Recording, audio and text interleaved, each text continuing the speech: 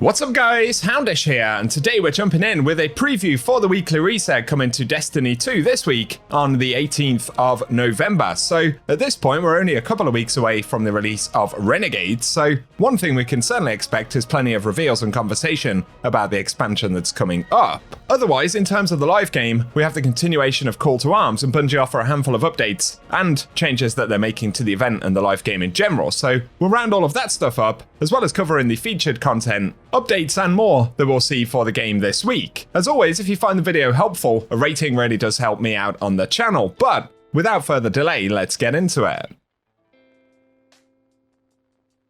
And so, the first thing we should say right here is that currently there is no update listed for this week. Of course, we've pretty much had weekly patches over the last few months for the game, but this week, following the launch of Call to Arms that we got at the last reset, currently there's nothing listed, so hopefully it will be a pretty smooth weekly reset.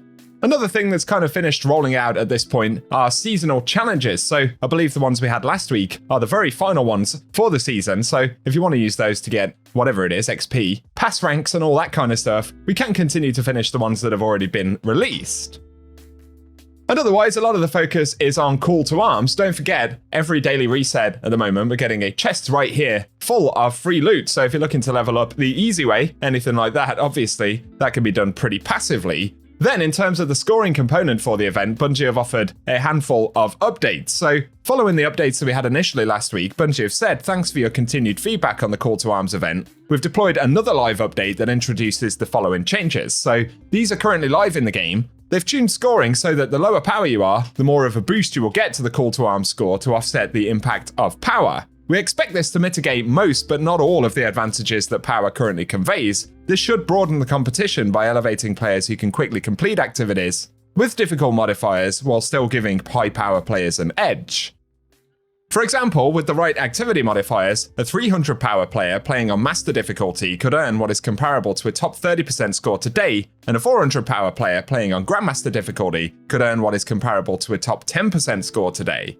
Do note though, for players under 550 power, be aware that your Call to Arms score will not exactly match your Portal reward score, so you'll actually have to look on the scoreboard for Call to Arms to see what the recognized score is for the event. But additionally, they've changed the boons to add 0 red triangles, and players will be able to choose any boon without impacting their overall score. They've also changed all gear player stakes to add 5 green triangles in Call to Arms activities, with matching all bows, and the goal is to give players the opportunity to get more variety in selecting modifiers during the competition. Otherwise, they've removed the protection modifier, the enemies with the pesky drones around them, which is nice, so they are no longer featured in Call to Arms activities, and the score from that modifier has been added to the close danger trade-off modifier. So that's worth keeping in mind if you're looking to score highly in this, but the final mention that they did add to the game last week, but they deployed a change that allows the Salt Mines activity to only have Taken combatants, so we won't see Dread anymore, it'll just be fixed on Taken. And they also removed Cutting Edge as a requirement to all Crucible modes to invite further build crafting in the PvP environment. So there we go, those are the Call to Arms changes.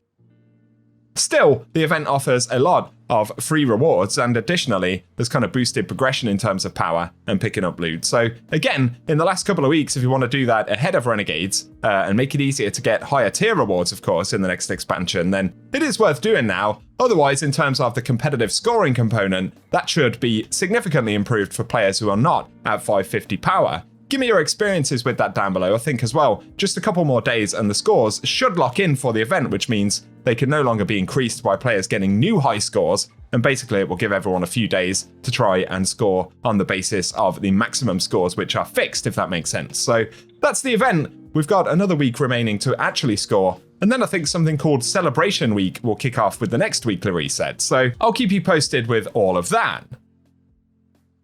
Another mention in terms of Renegades, but Bungie have said we will see the weekly rollout of announcements, change blogs and things like that in association with the Renegades expansion, which is just a couple of weeks away. So keep it locked and loaded here on the channel this week. I can keep you up to date with all of the changes we'll see. I believe we're going to see some ability sandbox change previews. That will be one thing. Otherwise, we might get additional gameplay previews for actual new content as well. So I will keep you posted when we get further details. Otherwise, as we move through the week on Friday, we will see the return of Trials once again, so that'll be worth jumping into at the daily reset on Friday. Then, over on Kepler, as always, we'll get a refresh on the weekly missions, so if you're looking to pick up any of the Kepler loot at tier 5, if you're over 350 power, you get a guaranteed tier 5 drop upon completion of these. Otherwise, if you're over that level, you probably may as well use the loot cave on Kepler. Additionally, bear in mind, in the World tab, if you are looking to run older raid and dungeon activity content, we can now farm for all of the legendary and exotic rewards from both raids and dungeons, back to back. So keep that in mind if you still want to pick up anything from the older raids, we can do that pretty much as we like. And very finally, over in the Dreaming City for this week, for those who enjoy the Ascendant challenges or want to complete bounties for them and things like that, the featured Ascendant challenge this week will be the Bay of Drowned Wishes, or Agonarch Abyss, which can be found in that Lost Sector. So right next to the spawn, pretty easy to find, but I'll run a clip showing the location at the end of the video. So there we go, guys. That's what we have to round up for the weekly reset. I'll keep you posted with further updates when Bungie give them to us. If you found the video helpful, a rating really does help me out on the channel. Let us know if you're still scoring for Call to Arms or getting ready for Renegades, anything like that, in the comment section, and hit subscribe as well so that I can keep you up to date. Otherwise though, thanks for watching, and I hope you guys have an awesome day.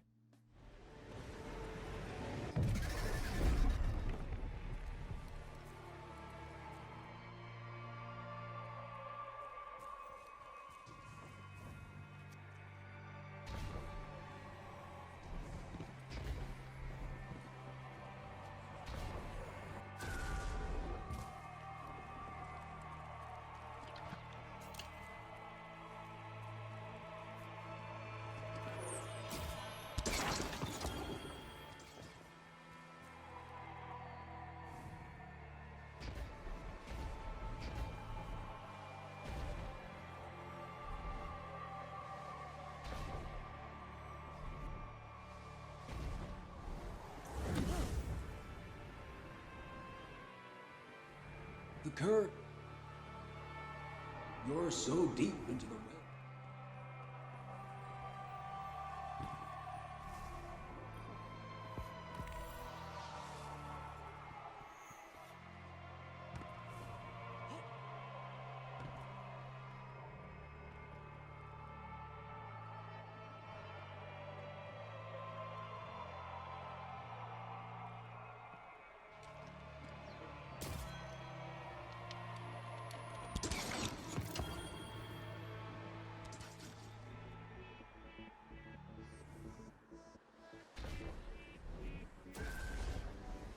Guardian down.